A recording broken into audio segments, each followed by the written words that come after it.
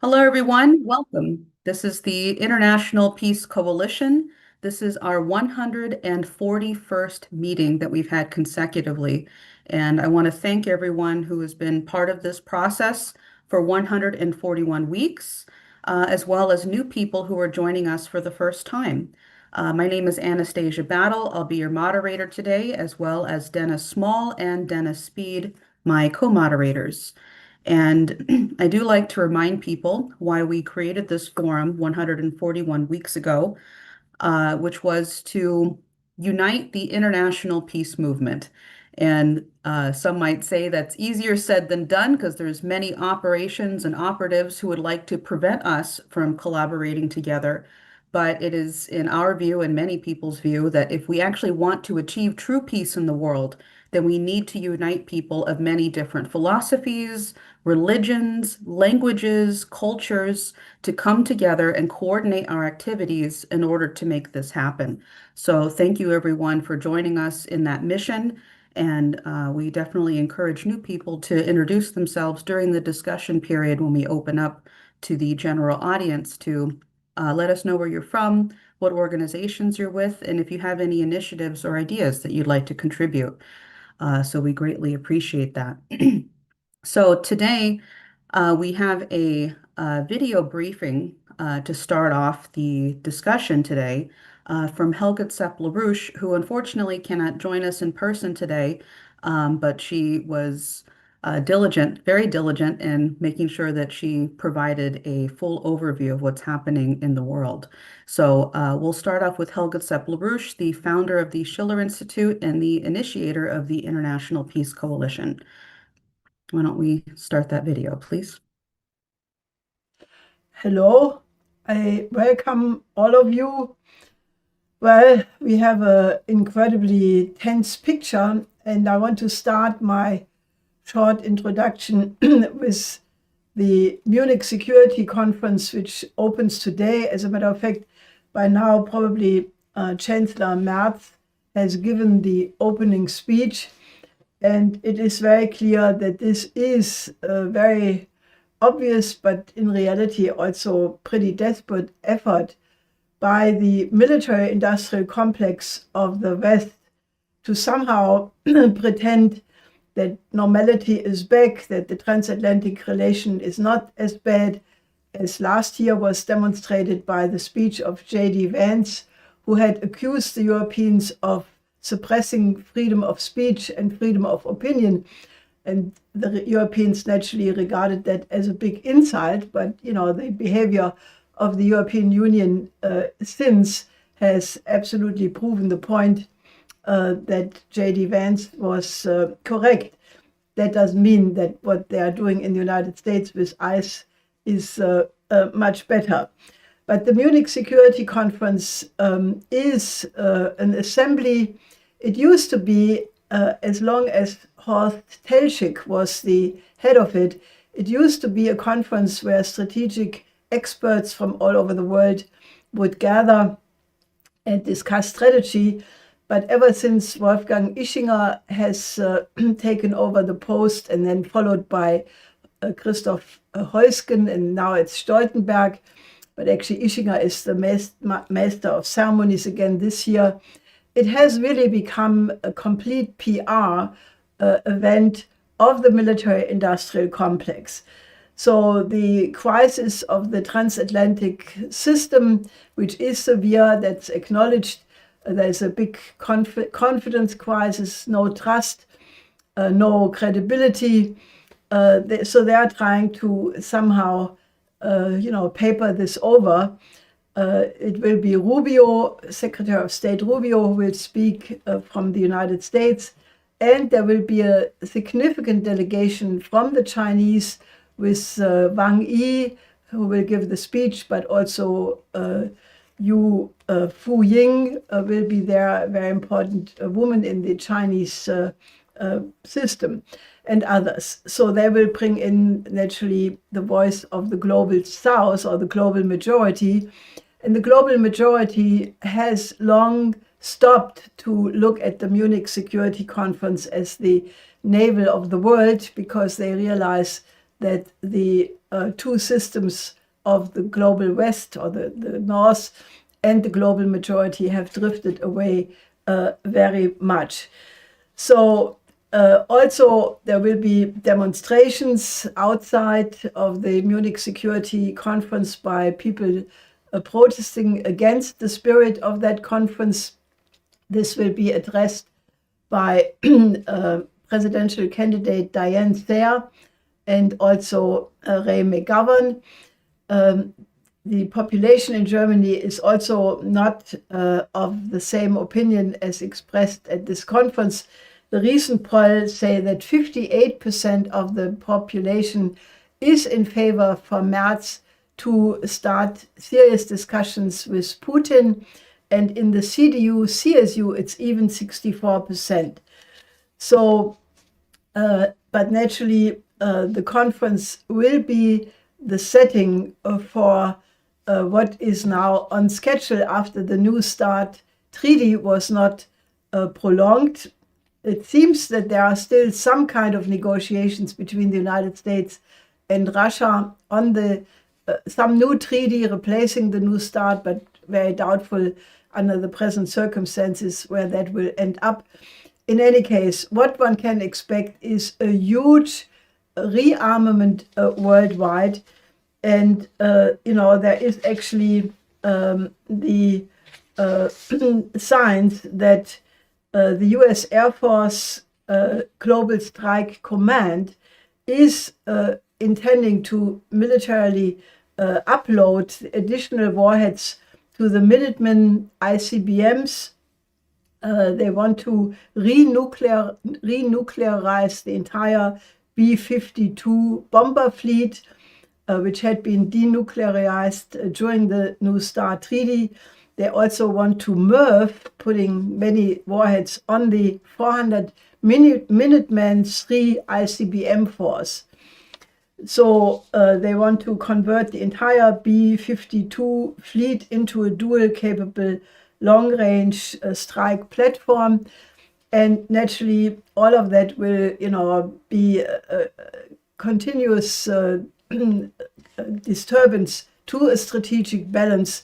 And it seems that, at least according to an article in the New York Times by one David Sanger, that the United States wants to deploy many more nuclear weapons, modernize its entire nuclear fleet, and also likely go to some kind of nuclear testing.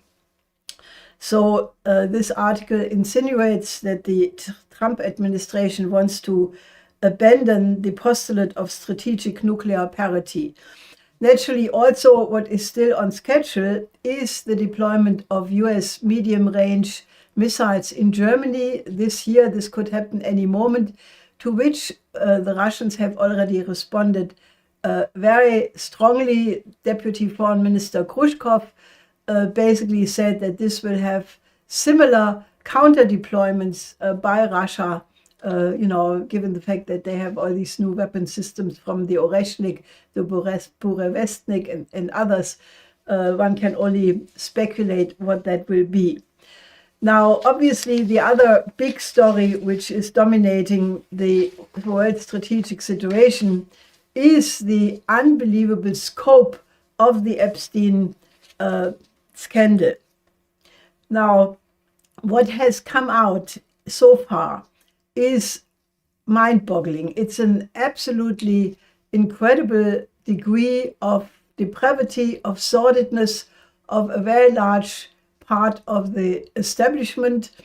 And it is very clear that, a system is now surfacing with that, whereby, not only child molestation, sexual manipulation and misuse of minors, even small children, is coming out. And just think what a mindset that requires to do a thing like that. But that was connected with belonging to a club which would give entrance to participating in, all kinds of shady money deals, basically who knows what will unearth. The Starmer government is already about to fall after Peter Mandelson and also some other members of the cabinet of Starmer had to resign over the scandal. But what's really scandalous is, when Congressman Thomas Massey and Ro Khanna were able to look at some of the unredacted files. In only a few hours, they found the names of 6 very influential, famous people. They did not want to reveal the names yet, but they said, that proves that in the altogether 6 million documents, there are many, many such more names. And it is very clear that the Department of Justice was covering it up. There was a big interchange, I think, between Massey and Pam Bondi, where he accused Bondi to have been involved in this cover-up, but also previous administrations, because the existence of these files was known at least, many, many years. So Obama, Biden, in all of this period, there was never a criminal investigation of what clearly was known to be enormous wrongdoings already. So even those parts of the establishment who were not involved in these criminal activities, they for sure have a part of the crime, because they did not do anything to end this. And, obviously, this is part of the rules belonging to the club. Now, while all of this is going on, naturally, there are some actual crises which still mean that the Damocles sword of a big war is hanging over the world, namely that, there is a big fleet armada amassing in the Gulf region. One aircraft carrier is already there. Another one is on the way. The Gerald Ford is on the way. And, in a early visit, Prime Minister Netanyahu visited yesterday or so, 2 days ago, Trump. They had an almost 3-hour discussion, and one can only assume that, Netanyahu was pressuring Trump to move against Iran.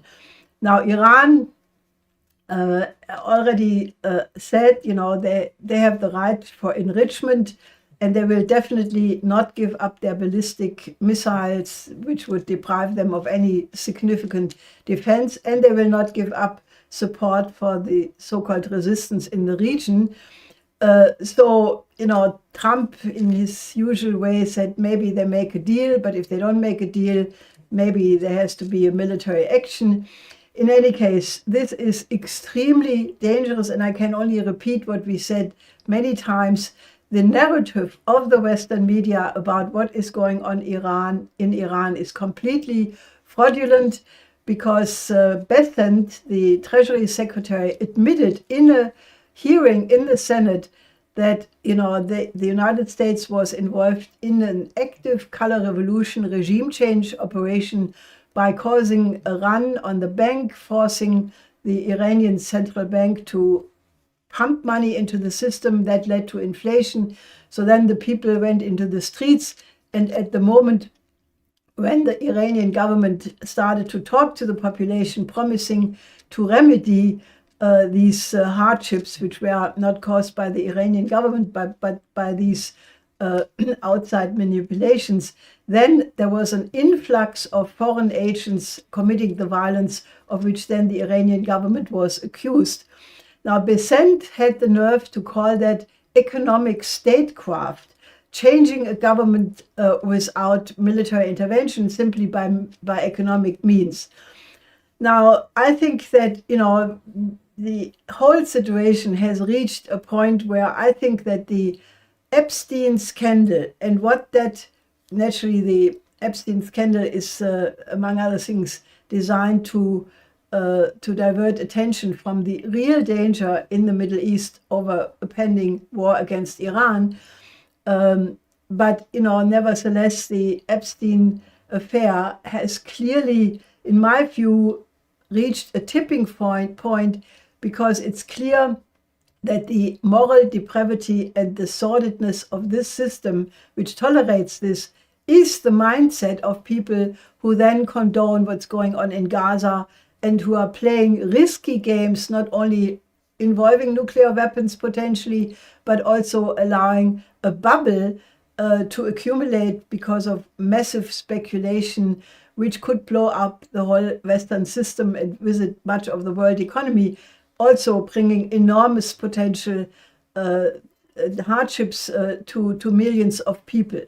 So this is why, we have to counter this with the IPC and, out our forces very strongly by putting the question of a new security and development architecture absolutely on the table, and to follow up on our initiative from January 12th, where we put together a first group of international important people to create a world movement of world citizens, because it's very clear that when the establishments are failing in the way they are clearly doing, it does require that citizens of every state not only become patriots or reinforce their being a patriot, but to also assume the role of world citizens to, basically make sure that the civilization is not crashing against the wall, but that we establish a new paradigm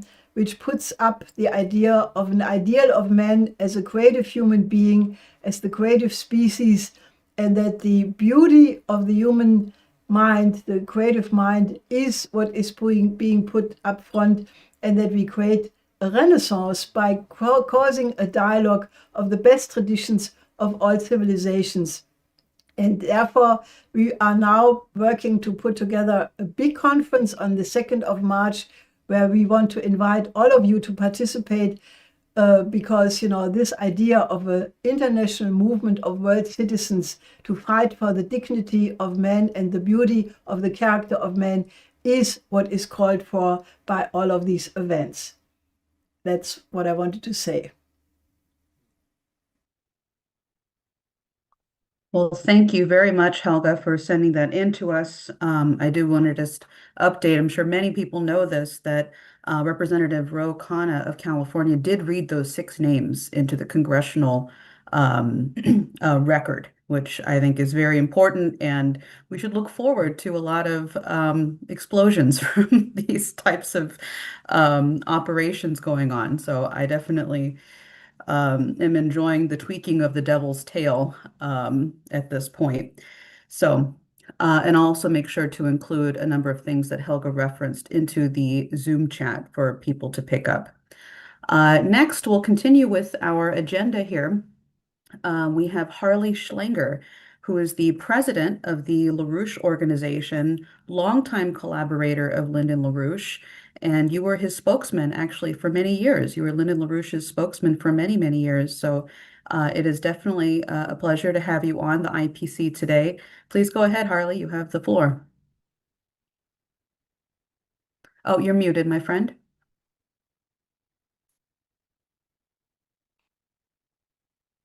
All right, that should There we unmute go. me. It's bad when a speaker is muted. I'm going to try and present a concise picture of what's happening with the Epstein affair from the standpoint of the danger that we have, that Helga was discussing, the danger of war and unleashing of chaos.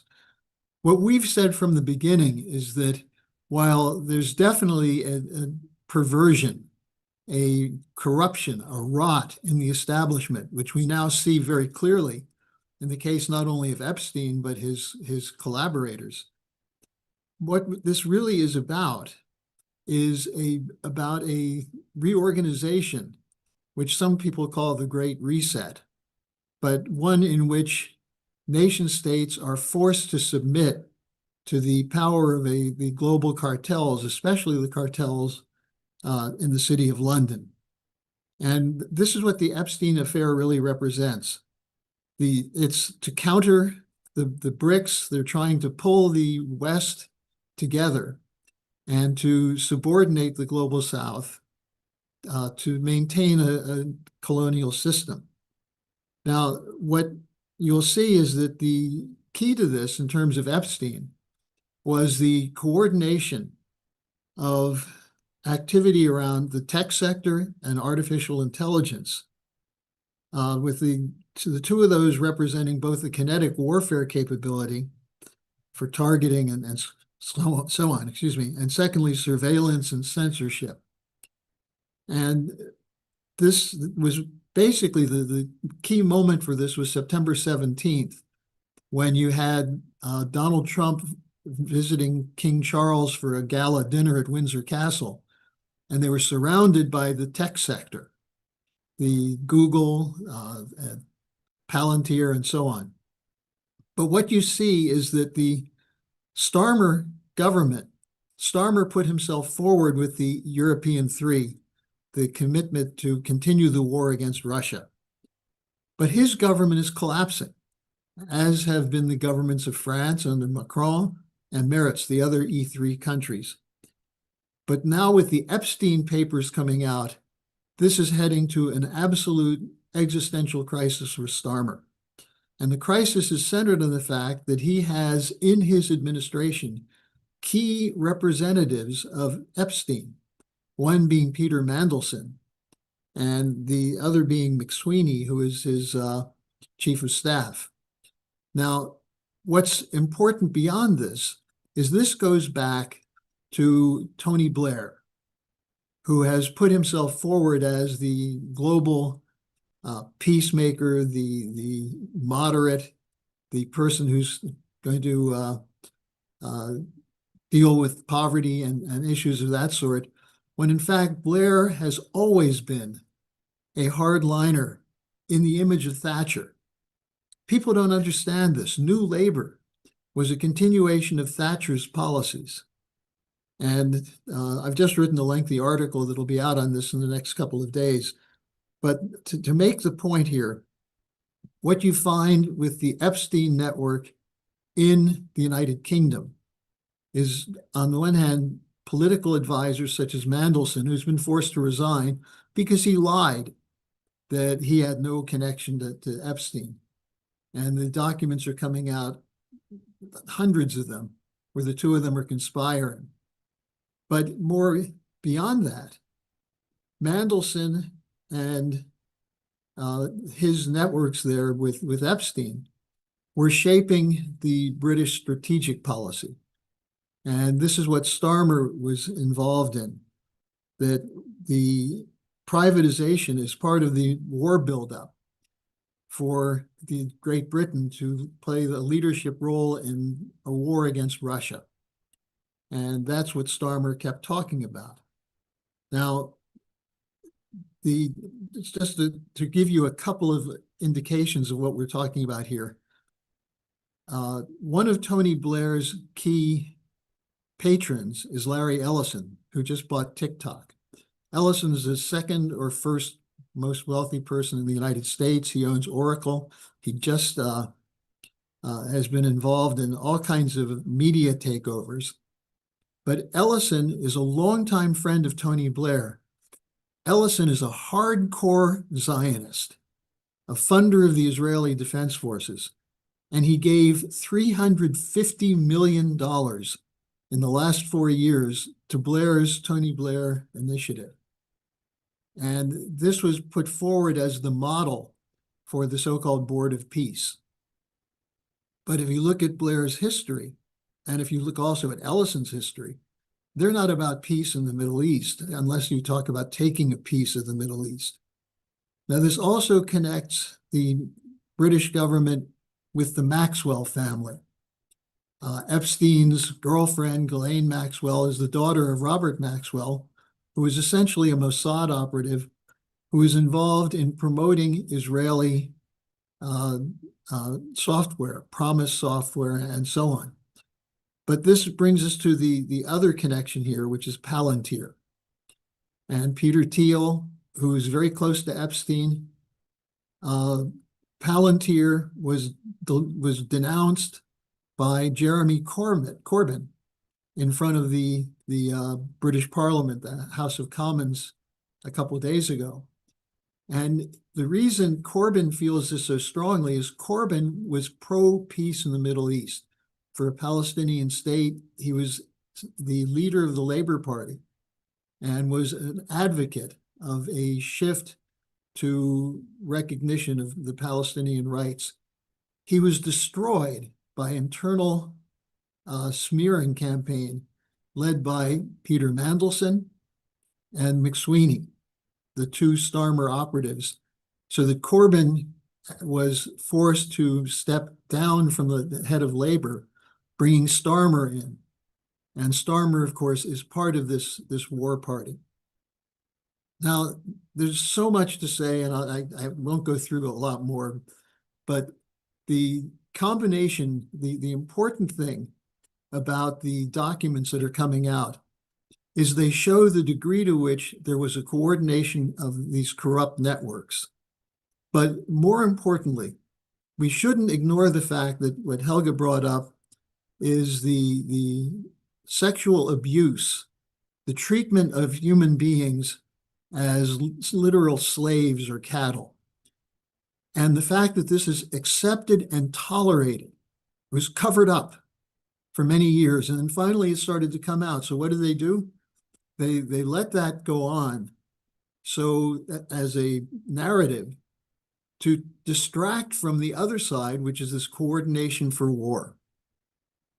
And so the fact that it's coming out into the open now is extremely useful for us, because what it shows is that someone who is involved in passing around young boys and young girls to trap his friends, his so-called friends, has no morals.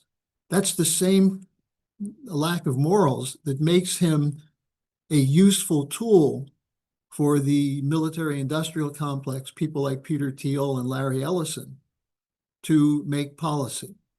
And so when you think about these tech networks and AI, and their move to control the budgets and control the policies, the defense policies, Trump just announcing a $500 billion increase in next year's defense budget. Much of it's going to artificial intelligence and these networks. So it's crucial that we expose the Epstein affair for what it is. It's important to recognize that it is a satanic treatment of human beings, but it's not just related to sex, it's war, it's economic policy. It's a continuation of a colonial system.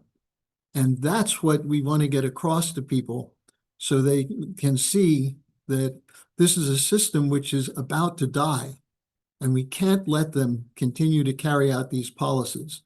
And now that their true nature is being exposed, that gives us an opportunity to defeat them. So that's what I wanted to report.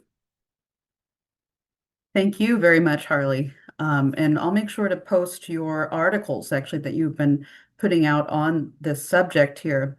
And I think that it's not that it's enjoyable to find out the disgusting nature of what's been happening, but I clearly recall trying to describe this to my family, what we knew as the LaRouche movement knew about what was going on, and also to my husband's family. And they all thought we were nuts. This was 15 years ago. And now this is coming out and being able to sit down and talk to people. I'm just getting a sense that there's such an openness right now to the general population going, oh my God, you weren't crazy. You were Well, and telling very me the briefly, truth. Anastasia, what's happening in Britain itself is a shocking awakening of the population. And Starmer and his aides are meeting late into the night every single night. The question is posed in the British press, will Starmer survive? Right. And the reason he's still there is they don't have anybody else. They have no plan except this war plan. I think they'd be hard pressed to find one person who isn't implicated in this whole this whole apparatus. I mean, that's where most of this is stemming from. I Yeah.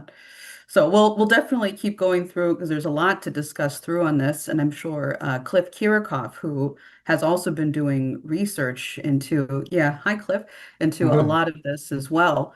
I definitely want to bring him in for the dialogue. Cliff Kiracofe is a professor, and I'm sorry, my computer is jumping around. Let me pull up your Your title here. Kiracofe is with the Washington Institute for Peace and Development. He is a historian and author, and you've done a number of exposés throughout the years, which we greatly appreciate. And it's a joy to have you on today. Please go ahead, Professor Well, Kiracofe. You have the thanks floor. so much. It's a pleasure to be here. And I think Harley hit the nail on the head with the focus on England. The Epstein scandal, of course, brings in many countries and leadership of many countries and famous people in many countries. The Norwegian, for example, is a major scandal. But I think we should keep the main focus on the role of England and the role there in politics and business, finance, etc. And with that, we need to take a look at the relationship between London and Washington.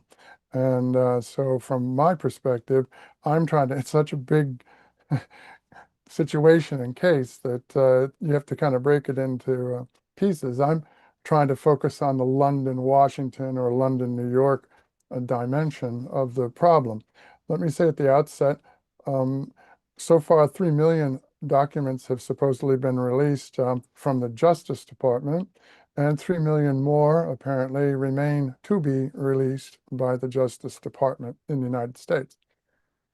Now, the American politicians, Tom Massey and so on, Ro Khanna, requested the documents or required the documents from the Department of Justice. However, we also would hope that they would request documents on Epstein from the CIA, which Epstein is alleged to be working with closely, and also from the NSA, National Security Agency, which has electronic surveillance. I assume that the FBI documents were intercepts intercepts on the internet by the NSA rather than intercepts by the FBI. So I think the FBI probably got a lot of that documentation from NSA. At any rate, what it shows is number one, of course, the sex and the cannibalism and awful torturous material. But that's simply an entry into this club.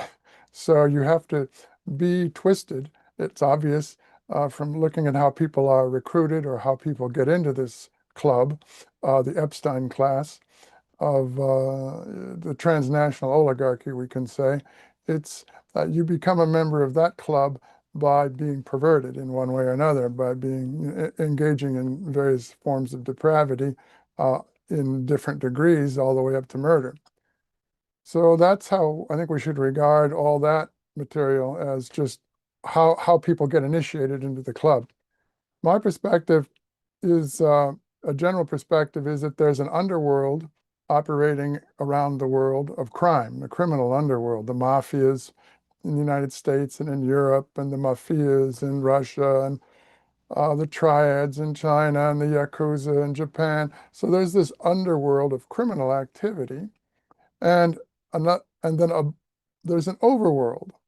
And the overworld is the political and financial and business elites that are kind of the globalist factor, or we could say ruling circles, if we want to use that phraseology, of the West, but also that includes the Asia too. So there's a global overworld. And then with the Epstein documents, we can see that the overworld, financiers, business people, politicians, have linkages into the underworld, the criminal underworld of various kinds, and money laundering and all that sort of stuff. So that's one optic to keep an eye on the situation, the overworld, underworld connections. And within the overworld, we have the Epstein class, but obviously there are other groups in the overworld that are not part of the Epstein networks, who operate also in various ways. So the overworld then is different circles of competing or cooperating, could be, competing and cooperating networks of very, very powerful people, whether they're in business or banking or politics. So that's a kind of a perspective to look at this. And then as I look more carefully, Harley brought it up, the British politics and the influence of these Epstein class on British politics, with Mandelson, of course, and some of the others, with a linkage to Israel and the Israeli intelligence, Ehud Barak and all this kind of stuff. And then you look at what that group did in British politics, and you kind of raises the issue of, my goodness, what are they doing in American politics? And in British politics, as Holly pointed out very importantly, that this group, the Epstein class, the Mandelson people, were able to remove Jeremy Corbyn from leadership of the Labour Party, basically using the accusation of anti-Semitism. They pounded him from back in, what was it, 2020 or whatever, was him supposedly being anti-Semitic, which of course is false charge. But that's a similar tactic that's been used and being used right now here in the United States as well. So the influence of this group in the Labour Party to displace Corbyn as a leader of the party and put in Blair, and we need to bring into that analysis the fact that Blair brought in the Fabian network. So now the Fabian Society is you could say a branch or a faction within the Labour Party, Labour movement. And it's important for us to keep an eye on the Fabian Society, which was established in 1884. And the Fabian Society had linkages to various occult networks of its own, like Madame Blavatsky and the Theosophists and maybe Aleister Crowley and things along those lines. So this strange occultic, fascistic phenomenon that we're seeing with the Epstein class and Epstein papers in England actually has pretty deep roots in British politics. And Blair being brought in was part of that Fabian movement, which is a fascistic movement, and that needs to be explored, I think, much more in depth because it's a powerful, powerful network that goes back over 100 years. So, and then in the United States, we also had Fabian penetration back in the 1880s and 1890s of our own politics. That's been completely obscured in American history and needs to be exposed more. There's a book by a woman by the name of Martin, and she wrote a book called Fabian Freeway back in the 1960s. And that's a very important book describing the Fabian penetration of our parties, our two parties. And in England, the Fabians penetrated not only the Labour Party, but also the Conservative Party. So at the political level, which I think requires real scrutiny, at the political level, we see various types of influences, of ideological influences, foreign influences like Israeli intelligence or whatever, and then these various kinds of political faction fighting. And we're seeing that here in the United States right now. We can see the reach of the Epstein network very clearly in a fairly shocking revelations of how close Epstein and Steve Bannon are. And Steve Bannon basically was the main creator, let's say, of the MAGA movement, Make America Great Again movement, that was behind putting Donald Trump into political power as president of the United States. So the fact that Epstein and Bannon and Epstein were very, very closely cooperating on political issues, not only in American politics, but also in European politics, also attempting to subvert the Pope, of all things, in the Vatican, Pope Francis, that is. And also they recently criticized Pope Leo as well, but the Pope Francis was the main attack. And all of those documents have been released. They're quite shocking. So what we see is this Epstein network linking to Bannon and to MAGA on the Republican side of things, but also Epstein linking to the Democratic Party through other avenues, other contacts, businessmen, et cetera, et cetera. And then above the political level, we see the linkages to the billionaire class, the so-called big donor class with big money. And as Harley pointed out, a number of those big donors, the billionaire class, are linked to high tech. So we, as well as high finance, different forms of hedge funds and banking and so on. So for me, and I'll kind of wrap with this, for me, again, looking at the underworld crime syndicates, the overworld groups, not all of which are in the Epstein circle. There are other competing groups out there. And then the various intelligence agencies that have been brought in, the Mossad, MI6, MI5, and CIA. So it's a complex situation to keep an eye on and to analyze. But I think for myself, I like to keep at the top level. How did this network penetrate the White House? How did they penetrate the Clinton administration, the Obama administration, the Biden administration, the Trump administration?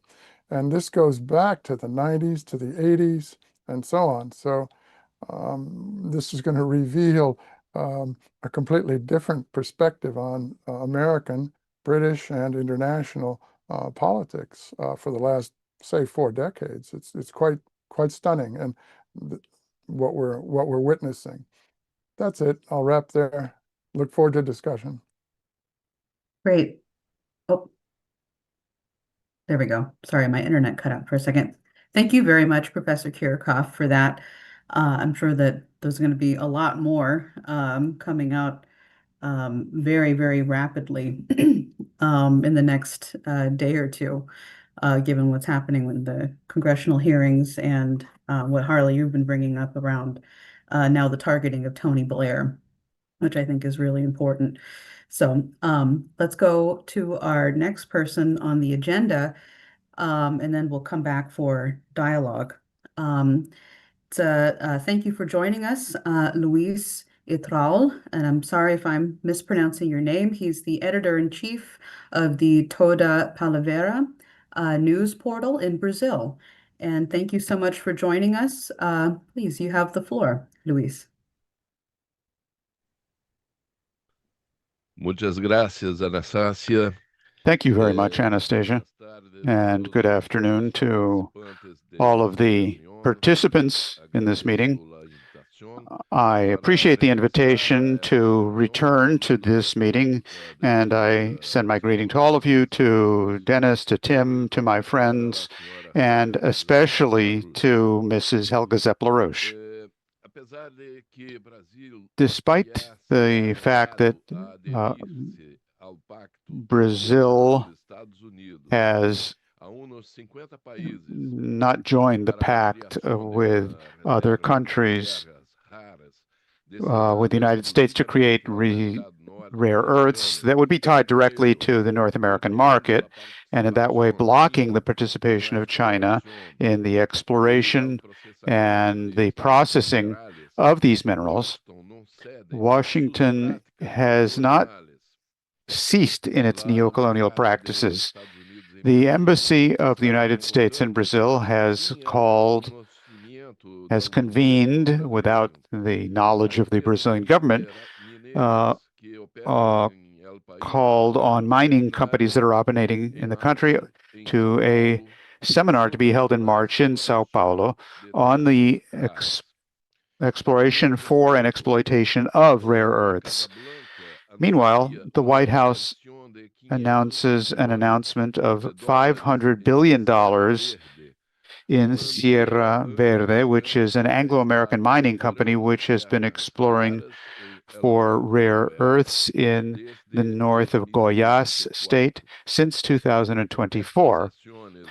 These actions of Donald Trump on Brazilian soil, backed by governors who are in opposition to Lula, such as the governors of Minas Gerais and Goiás, These were denounced in the course of a recent debate discussion that was held by the Engineers Club of Rio de Janeiro with participation of geologists and technical people who are specialized in these topics. They also pointed to the lack of investment by the Brazilian government in the area of mining, not only in mining, but also especially in the processing of rare earths. This has turned Brazil into a mere exporter of minerals. According to the General Secretary of the Presidency of the Republic, Guilherme Boulos, an alliance between Brazil and India could be established next week during the visit of President Lula to New Delhi. That meeting has been, there's great expectation about that meeting that Lula and Modi might be able to find an alternative way to carry out the exploration and processing of rare earths within the BRICS association and join this with the activities already being carried out by China in light of the attacks by Donald Trump. However, Lula's strong defense of sovereignty of Brazil in its own interest will be put to a test in March in the meeting between President Lula and President Trump in Washington, D.C. Not only that,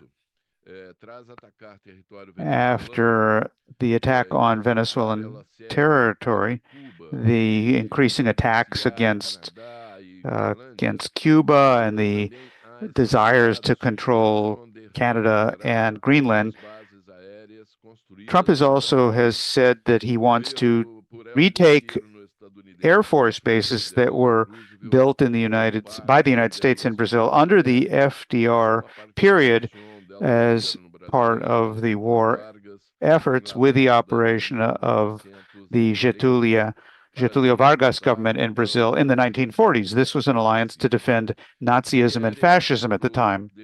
He now wants to retake control bases in Natal and the island of Fernando de Noronha, as Lula, who likes to reach an equilibrium, he has kept open a dialogue with Brazil. As we say in Brazil, he sticking his toe in that water, but without breaking the BRICS relationship. So he has maintained a dialogue with Putin of Russia and Xi Jinping of China, and these conversations have been private, and very little of what has been discussed has been made public and has been available in the press. Among the topics that will be discussed will be the advances of the Asian countries towards a bloc of countries for alternative currencies for trade to be able to address the main form of control, which is the currency held by imperialist powers. I would like to take advantage of this opportunity and the efforts of the LaRouche movement in the construction of realpolitik bridges. I would like to advise you about what could be the beginning of a small but significant bridge in Latin America, whose construction we are working on along with the Pushkin Institute of Russia. Last week, our radio station and our newspaper, Toda Palabra, received a visit in Niterói in Brazil from the head of the international cooperation area of the Pushkin Institute, Mr. Daniel Sim. He was part of the high-level delegation which Russian President Putin sent to Brazil in the beginning of February, headed by the Russian Prime Minister, Mr. Mishustin, who is the number 2 person in the government, and he was accompanied by 8 ministers, 3 deputy ministers, and many other high-level officials. And these authorities met with Toda Palabra, and they present a classical music program with Moscow's Radio Moscow in order to create a new program which will be directed towards teaching the Russian language over the radio, similar to a project which was already developed in Cuba by the Pushkin Institute, which is the most important institution in the world in teaching the Russian language. Through Toda Palabra, Daniel Sim, visiting with us in Niterói, also met there with representatives of the one of the largest universities of Brazil, the Fluminense University, and the purpose that was that he presented as an envoy of the Pushkin Institute was to establish courses in Russian at an academic level as well at a community level. This could be a small step towards the construction of a great bridge. Thank you very much, all of you, for your attention. Thank you, Luiz, for joining us today and your contributions to the discussion. I'm sure a lot of dialogue will happen around what you're posing here. So thank you very much. I'd like to, I think what we'll do right now, I know we only have a few more minutes while Cliff Kiracofe and Harley Schlanger are able to be on. I'd like to go to Harley to see if you have any thoughts or reflections on what's been happening so far during the discussion, and then see if maybe Cliff or Luis as well. But Harley, you have any thoughts or reflections on the discussion so far? You're muted, my friend. What Luis just laid out is the kind of optimistic approach that is counter to the kind of filthy, corrupt approach we see governments taking around the whole Epstein approach, the so-called Epstein class. Why is it that we have nations that don't see the benefit of lifting children out of poverty, creating opportunities for them to visit other cultures, to learn languages, to have a sense of the creative potential they have through productivity? And infrastructure is one of the key aspects to that. How do you get countries that are run by these people who essentially are modern-day slave masters? And I think if you really look at the morality, or the immorality, I should say, of the Epstein class, what you see is that we have governments committed to that in the form of imperial policy. And what I probably should have stressed a little bit more is that this comes from the City of London. And that's why I brought up the Thatcher question. The Big Bang, the privatization, all of this was designed to put power in the hands of private interests and away from governments. The idea of deregulation, you take away the power of the state to make sure there's fairness and justice. And what do you get? You get the Epsteins. And the Epsteins can find the corruptible people that they can put in power. And so it's not just a story that's a sad story, but it's the fight that's gone on throughout human history between the idea of a republic that acts for the citizens, for the people, as opposed to an oligarchy, which is there to take care of the personal whims and tastes of the ruling elite. And so, we have the potential to defeat them. It's what Helga always talks about, the optimism, the idea that we're not animals. But the Epstein class starts from the standpoint that either you keep people in line with force, which is the Hobbes policy, or with the art of the deal by bribing them. And there's no principles involved, no creative development. So I just wanted to add that as a sort of a coda when looking at the Epstein affair and seeing that what we're seeing is the distinction between two completely different conceptions of what is man. Right.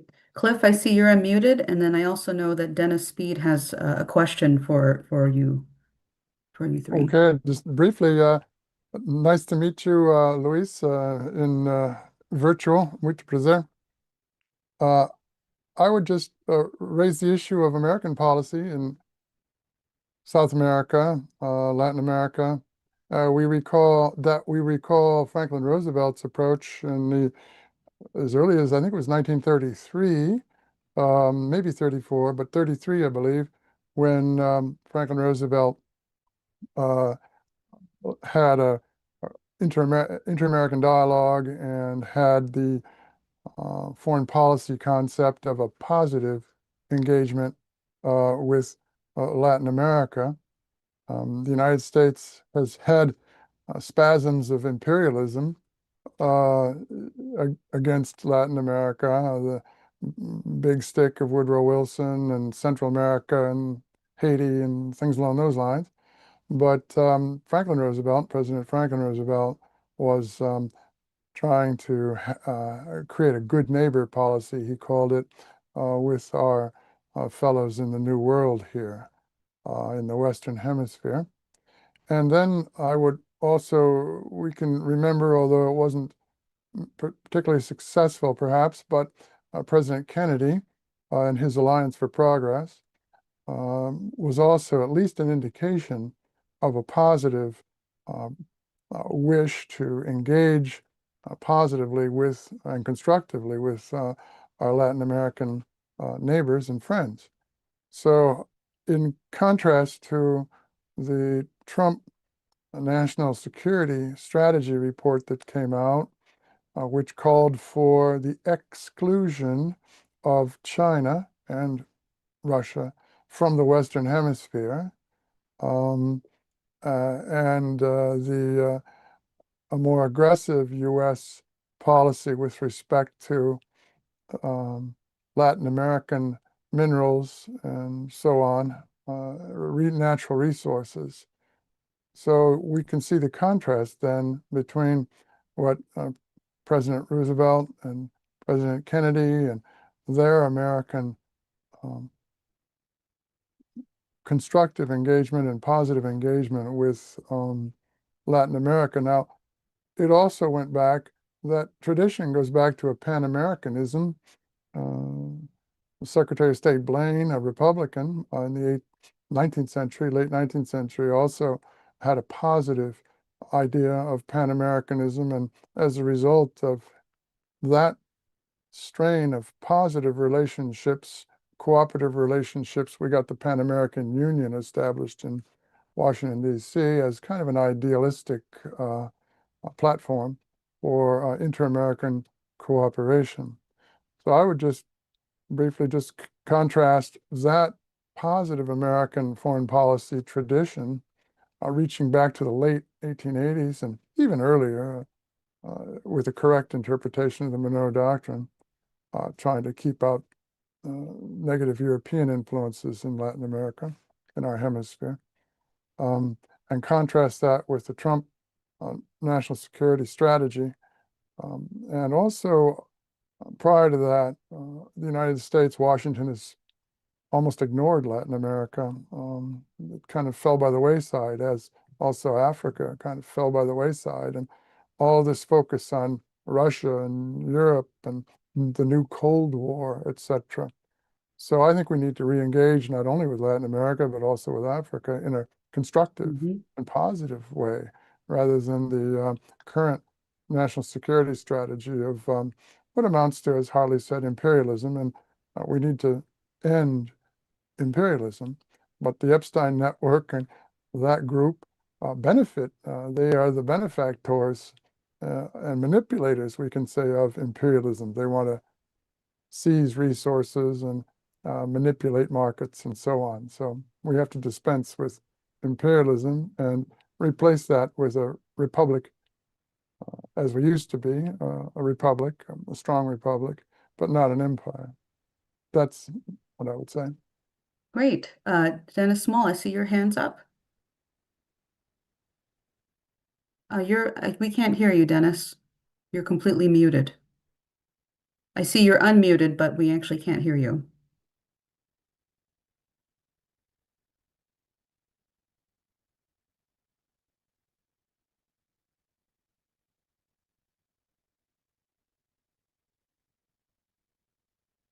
Might work. No? There we go. Yep, there we go.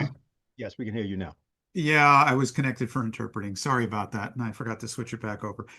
Yeah, I mean, unless Dennis Speed had a quick question for Cliff specifically, I have a general comment that I'd like to make. I want you to go ahead first anyway. Go ahead. Yeah,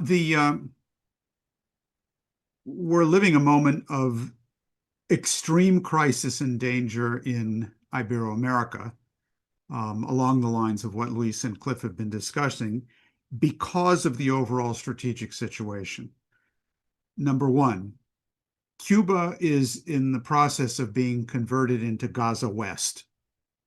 This is for real. There is a complete oil blockade on Cuba, which in the case of a country like Cuba, with an oil blockade, this is total economic strangulation.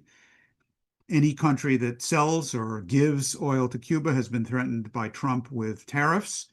Venezuela cannot, obviously it's under control of the United States now, send oil to Cuba. Mexico has had to back off. Mexico has been a traditional supplier of oil to Cuba, but under the threat of tariffs from the United States, the president has announced we can't do it. We're going to have to send economic aid and humanitarian aid.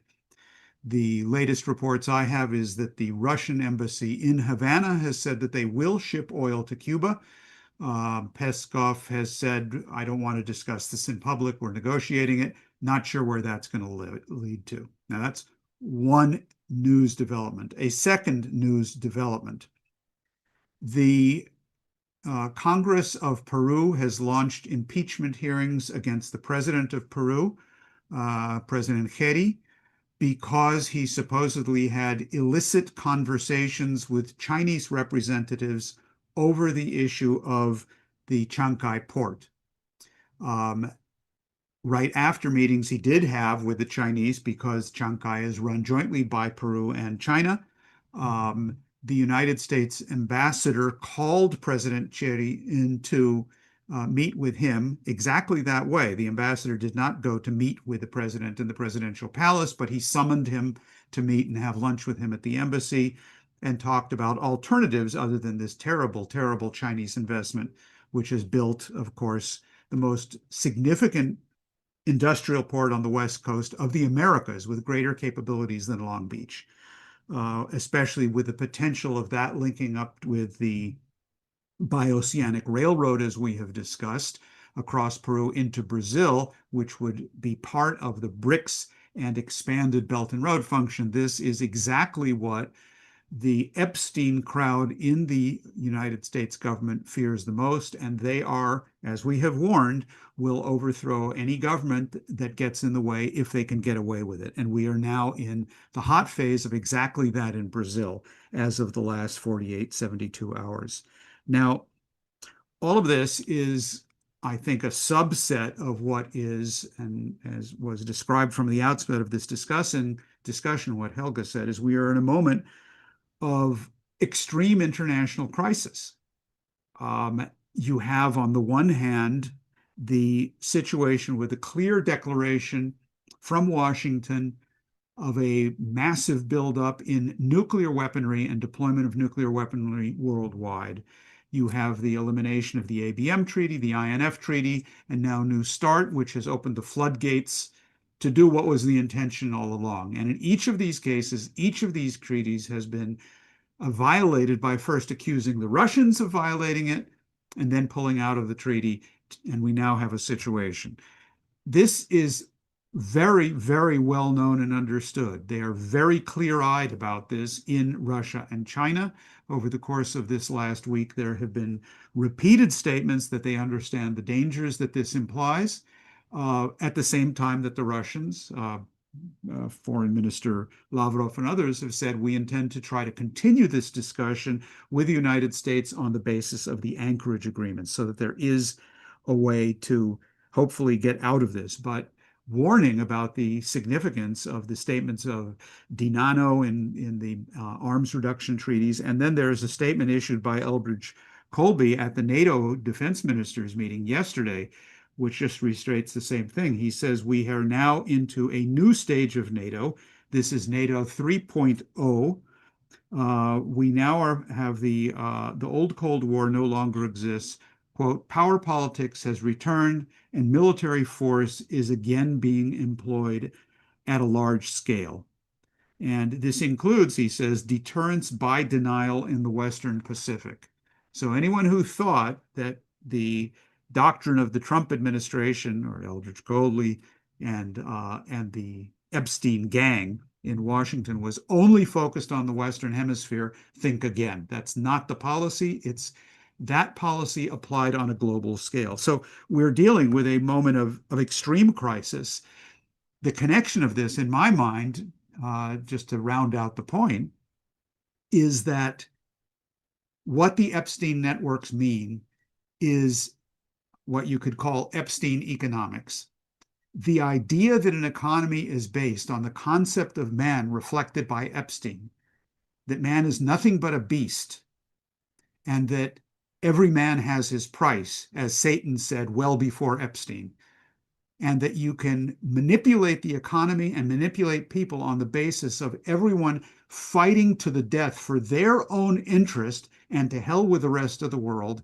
That is hedonistic, Benthamite, neoliberal economics, and it's what has created the 2.4 quadrillion derivatives bubble today, which is what's blowing out the system and which has led the United States, Europe, and London to the policy of maintaining that bubble by a shift into Shaktian economics or military economics with the expansion of the military capabilities that go with this.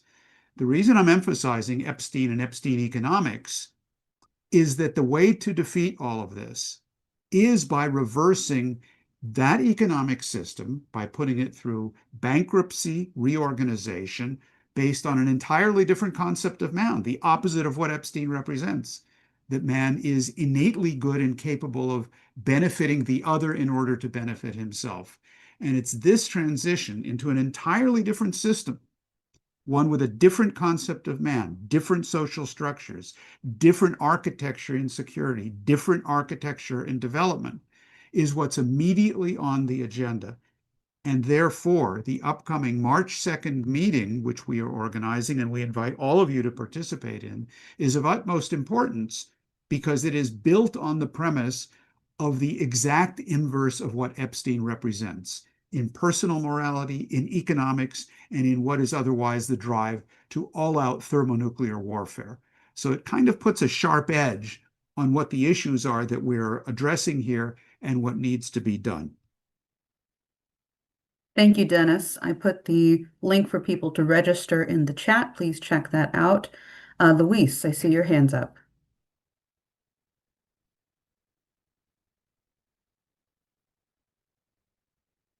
You're muted, my friend. Sí, sí. Gracias, Anastasia. Yes, thank you, Anastasia. En relación con lo que Is los in chicos relation dicen, with what aquí también tengo el gran placer de conocer Kiracofe gente que said. virtualmente. I'm very happy Quiero also to meet testificar all of desde you Brasil in a como virtual way. I Roosevelt want to apoiou tell la you política de how desarrollo Roosevelt independiente supported the del policy presidente of Getúlio development of Vargas en los Getúlio años Vargas 40 y in the 50. 1940s and 50s. Y 60 ainda después con el presidente And João Goulart. and Además later de las with another acciones president conjuntas para derrotar al about nazismo the y al fascismo, joint apoiou a efforts to criação de la defeat primeira ACI de fascism. Brasil, He CSN, supported la the construção de creation uma of the grande steel carretera de factories integração and nacional also que lá the empresa highway mineira to Vale do Rio integrate, Doce, and que hoje a also the desempenharia mining ou company, desempenhará num papel importante and na also exploração he de gave terras it had an raras. important role in the development of rare earths. CSN, como Vale do Rio Doce, foram Unfortunately, privatizadas all por those governos de direita companies em were Brasil privatized pelos últimos during anos the e right-wing criaram, governments contribuem in the à last política years. nacional and that contributed to the national, but that contributed to the development of the labor government movement in the country under Getulio Vargas. I can say that besides the pressure from the United States, the highway is still being built in an accelerated way, and it will become a reality even if Trump likes that or not. Thank you very much. Thank you, Luis. I want to see if there's any more response or thoughts or response to what Luis had just said. Or I can go to Dennis. Dennis? I don't know if Dave will be able to put up. I sent him something, but it may not be able to come up. Just a thought occurred to me while everybody was speaking, and I think the discussion became we elevated the discussion, this discussion particularly concerning what an American foreign policy has to be versus what we're seeing. But there's a statement from Adam Smith from his theory of the moral sentiments, and I was caused to think about it. We may not be able to put it up, but I'll just want to refer to it. It's from 1759. The administration of the great system of the universe, the care of the universal happiness of all rational and sensible beings, is the business of God and not of man. To man is allotted a much humbler department, but one much more suitable to the weaknesses of his powers and to the narrowness of his comprehension, the care of his own happiness or that of his family, his friends, his country. Though we are endowed, and I don't have everything in the quote, we are endowed with a very strong desire of these ends, it has been entrusted to the slow but uncertain determination of our reason to find out the proper means of bringing them about. Nature has directed us to the greater part of these by original and immediate instincts. Hunger, thirst, the passion which unites the two sexes, the love of pleasure and the dread of pain, prompt us to apply those means for their own sakes and without any consideration of their tendency to those magnificent ends which the great director of nature intended to produce by them. This is the statement of the Epstein class. Adam Smith and Adam Smith's economics was completely consistent with the outlook of the Hellfire Club. What we are seeing right now, and specifically in the case of Epstein, I just wanted to get a comment, particularly from Cliff, because he brought up Blaine, he brought up, of course, FDR, and he brought up an alternate view of foreign policy. But Cliff is very aware that this was defeated. This was something that, particularly at the time of World War I, pretty much disappeared from the United States. With the Royal Institute of International Affairs from London, then the Council of Foreign Relations, and so on, this was pretty much wiped out. And I just want to point out for people just that even on the Epstein affair itself, it's a Maxwell affair, not an Epstein affair. I mean, Epstein, from 1981, Epstein was incorporated into British intelligence. It was done by a guy named Douglas Leese, Sir Douglas Leese. He was an arms trader. He began mentoring Epstein. And one of the things that has come out is that Douglas Leese had a very specific relationship. This is from a filing from a separate court case in the United States, which said, quote, the nature and extent of Leese's activities. His various contacts around the world involve highly sensitive and confidential information, some of which are believed to be classified by the Department of Defense and other agencies of the United States government. Now, Leese is British. Leese is the one that mentored Epstein in the 80s, not the 90s when he met the Maxwells, or rather when it said that he met the Maxwells, because it appears, in fact, that Douglas Leese, who was at the center of something called Al Yamama, one of the biggest and nastiest elements of all the British intelligence, this was all something fully operational 4 decades ago. And what we're going to find, and what I think is important about what we're looking at here, is that as we pull on this, those people who were the enemies of Lyndon LaRouche, including Kissinger and others who were opposing him in the 80s when he had his policy on the SDI and so on, all of these people are potentially identifiable if some intrepid and honest people are willing to consider to wipe out the entire crazy orientation of American policy that we've had, which is actually an anti-American American foreign policy. So I just wanted to say that, see if Cliff has any response, and others may as well. But I think it's a very important moment. Dennis has indicated the dangers of the moment, but it's also very important. We talk about this idea of reset. Maybe we can do something to reset the minds of Americans. So, Cliff, if you have any comment. Sure, I have a couple of thoughts. The first thought is we need to strengthen our solidarity with Cuba and Brazil. That was sort of brought home to me by Luiz and by Dennis Small's depiction of the current situation, which I was not that aware of, although I following it some. But I think maybe high on the agenda should be solidarity with Brazil and solidarity with Cuba in the face of this crisis in the Americas.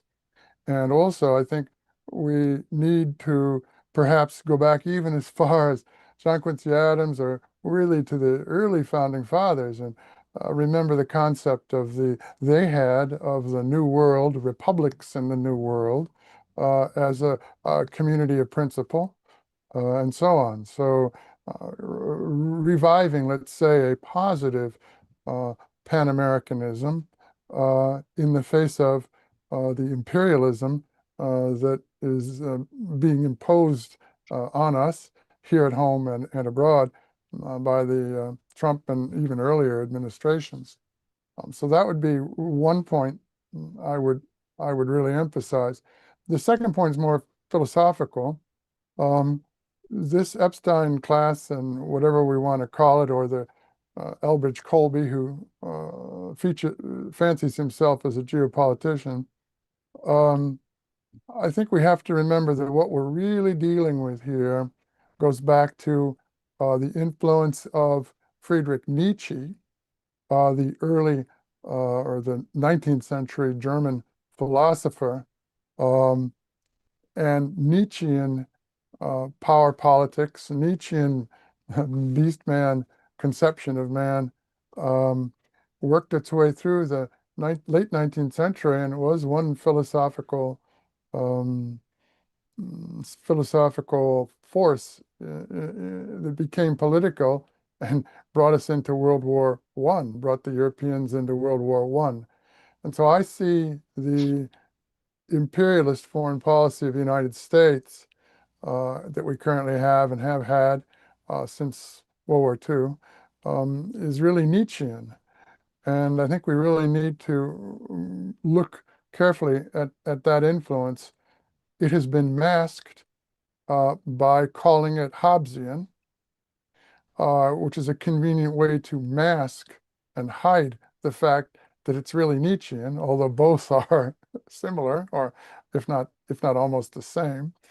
So I think there, at a philosophical level, we need to look at the enemy here in our foreign policy as Nietzsche.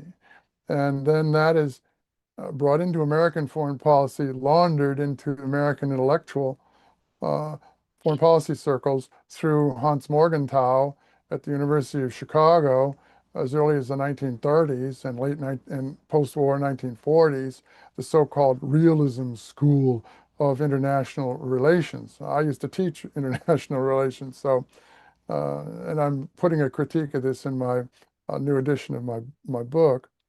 But I think we need to look then at this so-called realists in the post-World War II American Academy, but that works its way into American policy making and our foreign policy and the Pentagon. So what we really are seeing now in front of us in this imperialism of the current imperialism of the United States in the Americas, this power politics, which is translated from Machtpolitik, which is the German Machtpolitik, which was practiced in World War I, etc., or Realpolitik, and the Realpolitik in German, realistic policy, was really based on a Nietzschean framework. Now, the counter to that, for anyone in our audience who's reading German, is Friedrich Meinecke, the famous German historian, who wrote a very important and powerful book against, he had changed his mind, against this Nietzschean concept of foreign policy. And his book was entitled Staatswesen, The Reason of State, and so on. But that's a very important intellectual, and that was about 1923, I believe it was published just after World War I, 1923, Friedrich Meinecke. And that is a counter, an intellectual counter to this Nietzschean power politics that has been pointed out today in our discussion.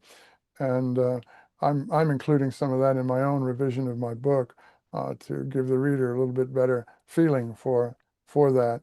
So I would just conclude with those remarks that we need to strengthen solidarity with Brazil and with Cuba in this crisis. As Dennis pointed out, it's a real crisis, which in the Americas. And so maybe we can work on that as a theme, how to be in solidarity with forces that we need to help in the Americas and be in touch with. And also on the second part, launching kind of an intellectual attack on Nietzsche and the beast man Hobbesian foreign policy. So two things, one practical and one more philosophical, theoretical. That's it. Thank you. Both are very fun to do. I wanted to check in with Harley. It looks like you're, we're a little bit past the time you said you could be on. And then I know that President Ramatar, you were trying to raise your hand, but I wanted to check with Harley before you have to leave. If there's anything you wanted to say. I just want to leave people with this idea that the reaction we're seeing of disgust at the Epstein policy, we have to make sure that people understand that it's not just the sexual depravity, but that is the moral character of the British Empire, of the imperial policy, of the Nietzschean or the Hobbesian. And it leaves out the idea of the potential infinite perfectibility of mankind. And that's in fact the intent, to have people like this with lots of money, lots of power, control of the media, to demoralize the population so they'll fall back into the animalistic, bestial behavior. And the important point to realize when you talk about Hobbes and Locke, the two options of the British system, is that's actually how you treat animals, how you train a dog, but not a human being. And so I think what we're seeing is a reaction against that. And that's what's positive and should give people the sense that as we're headed toward a potential cataclysm, a tragedy for the human race, the potential is there to pull out of it. And we have to do what we can to inspire people to those ideas. And that's what we can use the 250th anniversary of the Declaration of Independence. But I have to go, so thank you very much for your time today. Thank you, Harley, for joining us. It was very, very useful to have you on for the discussion. All right, then I'll swing over to President Donald Ramatar. I see you were trying to speak. Thank you for having me. Just quickly to say, I think the Epstein issues that we're facing now, the reflection of the decadence of the system that we are now living under. It shows, apart from the espionage aspect, which I believe Israel had a big hand in, and the CIA and Israeli, apart from the British.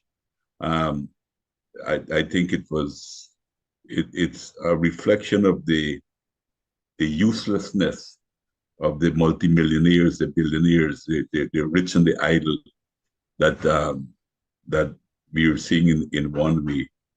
And that, I think, it shows how deep the rot has gone into the system in one way. The other issue I would think is about what this excessive aggressiveness on the part, particularly of the United States administration. I believe if we look back at history, we probably see that every time that there seemed to be a real crisis in the system, that the response seems to be violent. You had it individually in countries like the rise of Hitler fascism in Germany was at a time when there was a riot. It rose together with a great possibility for bringing great changes in Europe at the same time, and massive violence was needed to crush that movement, to prevent the spread of Bolshevism. You remember Churchill's famous statement about crushing the Bolshevism in its cradle. Well, they didn't crush it at that time in Russia, but they crushed it in Germany and in other parts of Europe. And we saw it in Chile. Chile, when they failed with everything to stop what was what the changes, the profound changes that the Allende government was bringing to Chile, violence was resorted to. Now I think they are resorting to this excessive kind of violence with Cuba now, which is really, really in a terrible situation. I'm glad that Dennis brought that out, because Cuba is, I don't think it has ever been in a greater danger than it is today. And even it's really in a very bad way now, and it needs all of our solidarity. But I think part of what is happening is a reflection of the fear in that class that controls the power in the United States of the dollar, the fact that the BRICS are moving gradually to replace the dollar, which, if they succeed in making the US currency a similar currency like other currencies, then there's a great danger in my mind that the United States economy can look very much like a third world economy. And this is one of the things that they're trying to stop at all costs. And if you notice, it is not taking in all of the whole capitalist world, but the most aggressive parts of the capitalist world.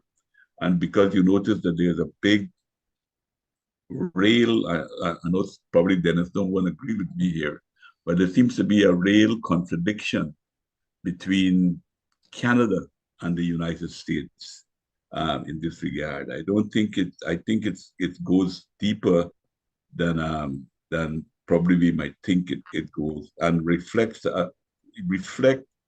that there probably is possibility for us to work on this kind of contradiction that exists in the system itself, within the system itself, in order to stop this excessive aggression, in which the direction that the United States is going, supported by Israel and other forces. So I think that those are some of the points I would like to make for consideration at this point in time. Thank you, President Ramatar. For those who don't know, President Donald Ramatar is the former president of Guyana, and greatly appreciate your contributions to the dialogue today. I want to see if there's any more responses or a response to President Ramatar or any other part of the discussion. Before we continue, we have one more item for the agenda, and then we'll open it up to the audience. Go ahead, Dennis. I'll say one thing. First of all, I've been informed that I misspoke in my earlier remarks about a crisis over the last 24 to 48 hours. If I said Brazil, well, there is a crisis in Brazil, but I was talking about the crisis in Peru, the constitutional crisis in Peru. So if I misspoke, I apologize. And if I didn't misspeak, I apologize about apologizing. That said, I don't disagree with President Ramatar on the issue of the internal contradictions, although perhaps the biggest one between the United States and Canada might be Niagara Falls. But the question of those kinds of internal contradictions is really important. And in fact, the destruction of the dollar is being carried out not by the BRICS, but by the policies of the United States government, by the policies of Bessent and others. I just read an article this morning, and I'll just give you the headlines on this. And this is in the Financial Times, there is a big crisis over the fact that the largest largest dollar value of Treasury sales in 2025 were purchased by stablecoin companies like Tether and others, not by China, not by South Korea, not by Saudi Arabia, and so on. So this Tether, which is the world's biggest stablecoin company, it's El Salvador based, it made $28.2 billion in net purchases of US government bonds in 2025. It's now the 7th biggest offshore buyer. That beats new purchases of countries like China and others, and so on. Treasury Secretary Scott Bessent thinks this is a very good thing, but the fact of the matter is that what this really means is that the entire Treasury market itself is now being taken over by speculative hedge funds, so that the bedrock of what the Western financial system is, which is the US Treasury market, has now been taken over by this cancer as well. So and it is absolutely, the only thing stable about stablecoins is the word stable. It has no stability whatsoever. It's not based on anything. So you have an internal contradiction, you do, where the very nature of the way the system is set up on Epstein economics, on that concept of man, the Nietzschean, Hobbesian concept of man, is itself undermining its own basis for being able to continue to exist. The issue is not whether that's going to come down. It will. The issue is, will we replace it in time with something that will allow the human species to continue to exist under a system worthy of the dignity of man? And that's really the issue on the table before us. So that's what I wanted to add. Thank you, Dennis. I think that's actually a very excellent point to make. If somebody wants to jump in quickly, I think what we're going to do now is go to this clip and then open it up for the audience. So I'll give people a second to raise their hand or unmute. Okay. So what I'd like to do is we just did an interview. The Executive Intelligence Review did an interview with Ray McGovern. Helga Zepp-LaRouche moderated the event, and they had a pretty fantastic back and forth. I'll include the full interview in the chat, but we have a clip of Ray McGovern, which we wanted to share with you. If we could pull that up, please. Confirmed, that I really think that we have reached now a point where, the morass, the swamp, the cesspool has become so openly threatening to the existence of any kind of morality of the human species, that we have to change it. And my idea of changing it is that, in each country we have wonderful traditions, high points of culture and low points. And what we have to do in every country is to revive the best traditions of Germany, of United States, of Africa, of Latin America, just every civilization and nation, and revive that, and then have a dialogue among those, which will spark, without any question in my mind, a new renaissance. So I think that this moment, while it is terrifying, and we will come to some of the left terrifying points momentarily, but I think if enough people do what Schiller demanded in one of his theoretical historical writings, The Fall of the Netherlands from the Habsburg Empire, where he said, if people come together and unite for a good plan, they can bend even the most stretched arm of the tyrant and be victorious for a good idea. So I think we are at such a moment where people do have to unite for a good plan. And I think, you mentioned the 250th anniversary of the American Revolution. I think if Americans would go back to the ideas with which the American Republic was founded, a republic devoted to the common good, a foreign policy which is not there to chase foreign monsters, but to live in peace in an alliance with republics around the world, you know, the whole world would welcome that United States. Right now, you know, you see that in Germany, for example, they're giving out travel warnings that you should under no circumstances go to Florida because you may be arrested if you don't have fair hair and blue eyes.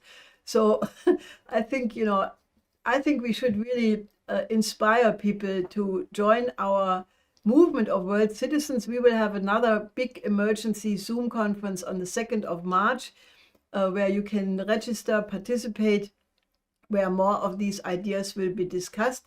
And the purpose of it will be to create a world movement of world citizens, to create a new security and development architecture, which this time must take into account the interest of every single country for it to work. Because if you leave out one or more countries, it is the stepping stone to the next war. That lesson you can learn from history. So that would be my answer to what you said. I agree, Helge, and I would go back to Dr. Martin Luther King Jr., whom we celebrate at this time of year. And when we look at the revelations from the Epstein files, well, let me just repeat my favorite paragraph from Dr. King's a letter from the Birmingham City Jail. He's talking about how you confront that kind of corruption, how you confront that kind of deceit. And he compares it to a boil. A fitting analogy, it seems to me, with what we've just been seeing. Quote, like a boil that can never be cured unless it is opened up with all its pus-flowing ugliness to the natural medicines of air and light, so too lies and injustice must be exposed with all the friction that its exposure creates to the air of human opinion and the conscience of humankind. Now, that's our job in the first instance. I think people have enough examples of pus-flowing ugliness now. The question is, are we still up to the standards that our forefathers here in America were, and are going to take some action? When I say people need maybe a non-violent kick in the behind, I think if this doesn't do it, nothing will.